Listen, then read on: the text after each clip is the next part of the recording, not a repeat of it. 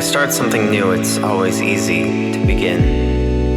And not begin as in actually doing anything, for before any muscle moves, the brain must tell it to do so.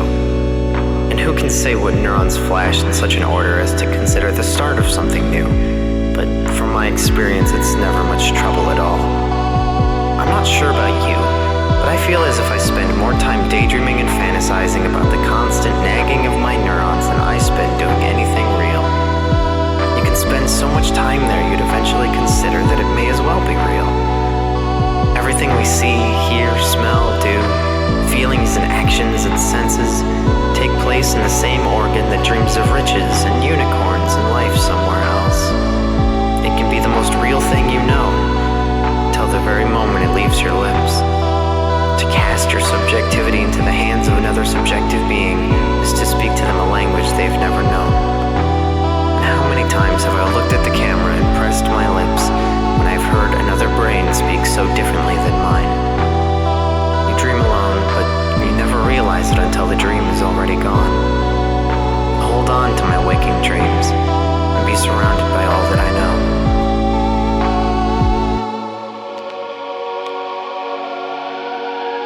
I'd dream of a glass tower.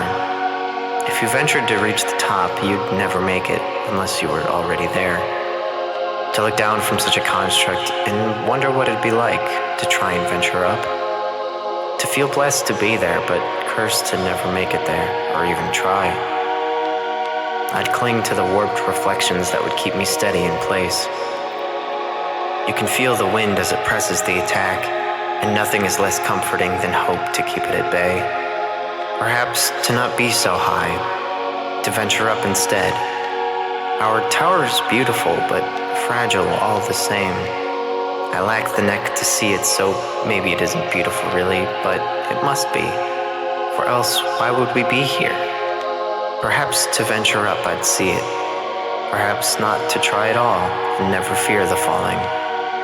I'd spend my nights being afraid about not fearing the falling. If once I'd left, I'd never make it back. I think I'll just cling to the slippery surface and ask the wind to not tell the rain I'm here.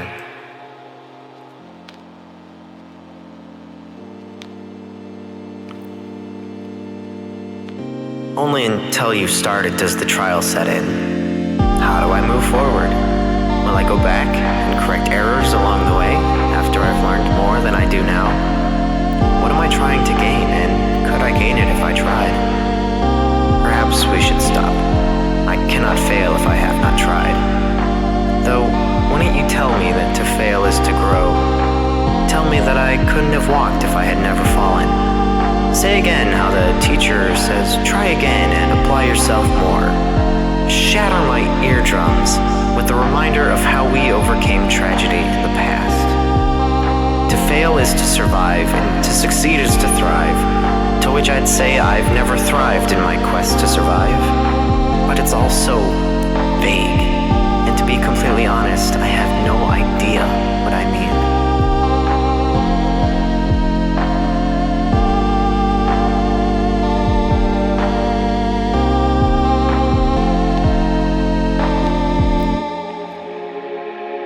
The rain found out and told the darkness too. The light's so small I can't find it behind these pillars of glass. When my eyes think they've found it, my touch laughs back at me once again. I'd always liked the sound of the rain, unless it was against the top of my brow. The sound is always richer when you hear it against your skull. Fear twists to terror when the skull of my speech is more fragile than this throne I call home. And further than this throne is more brittle and weak than the stone that holds it underneath. Or perhaps it isn't stone, maybe it's something else. But I think it must be, or how else could we still be standing? I'll cling tightly to anything I can feel, and hope the weather lets me go.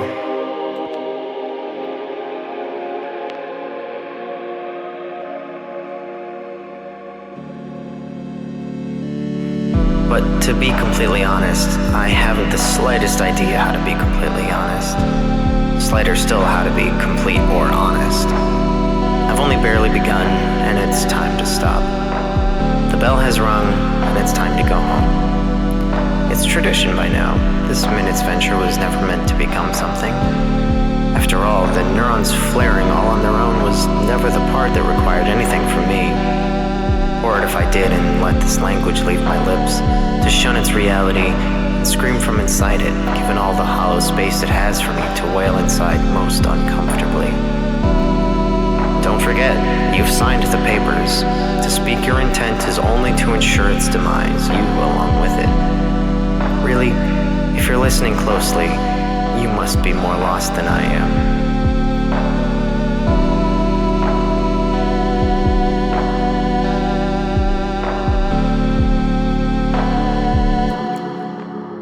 But curse this dreadful tower, and these elements of the world so bent on my demise. Curse, rage, scream that I'm here. Who am I so pompous and conceited to call this a throne, to look down on those that could not venture here? This world is upside down, it spins on this heavy axis. I fear that I perceive to be atop it when I've truly pulled it down, but I lack the eyes to see it for sure. I must be at the top, I must, but of course I am not. I hang against the gravity of this glass tower, at the very abyss of possible consciousness. I look up and wonder what it might be like to be up there. For those up there must have always been up there. No one could possibly venture up from this far down. I'll think about trying. Maybe I might start. I'll think about starting. I'll cling to the cold glass and dream about venturing up.